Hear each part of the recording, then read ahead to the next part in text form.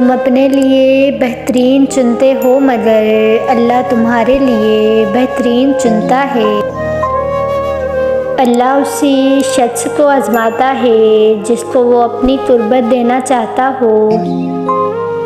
صبر کرو، دیکھنا اللہ اپنی مدد وہاں سے بھیجے گا جہاں تم اپنی ہمت ہار کر لوٹ آئے تھے۔ معجزے وقت کے محتاج نہیں ہوتے، وہ تو کبھی بھی آ سکتے ہیں۔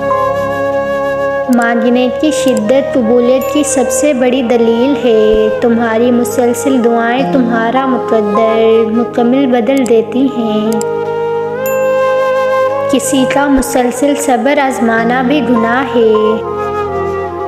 یہ راستہ مشکل ضرور ہے، جب اللہ کی محبت دل میں ہو تو یہی سفر چند لمحوں میں ختم ہو جاتا ہے۔ آسمان سے زمین تک اتنے پردے ہو کر بھی ہمارے اور اللہ کے درمیان کوئی پردہ نہیں ہے۔ جو مل رہا ہے وہی تمہارے لیے بہتر ہے۔ تم نہیں جانتے لیکن دینے والا خوب جانتا ہے۔ کہے جو کوئی نصیب میں نہیں، بتاؤ اسے دعائیں ہیں نا۔ ساری دنیا کا سکون ایک طرف اور اللہ سے بات کرنے کا سکون ایک طرف۔ مسلسل دعائیں اللہ سے کن کہلوا ہی دیتی ہیں، کیونکہ اللہ کو مان رکھنا آتا ہے۔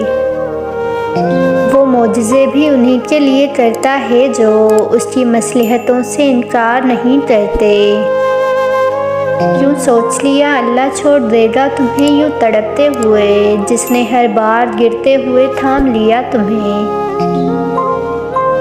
خدا کے سوا کسی سے امید نہ لگاؤ۔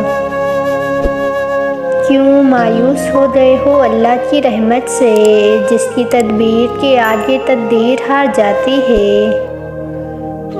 تمہارے صبر کی ساری سیڑھیاں تمہیں سجدہ شکر تک پہنچائیں گی۔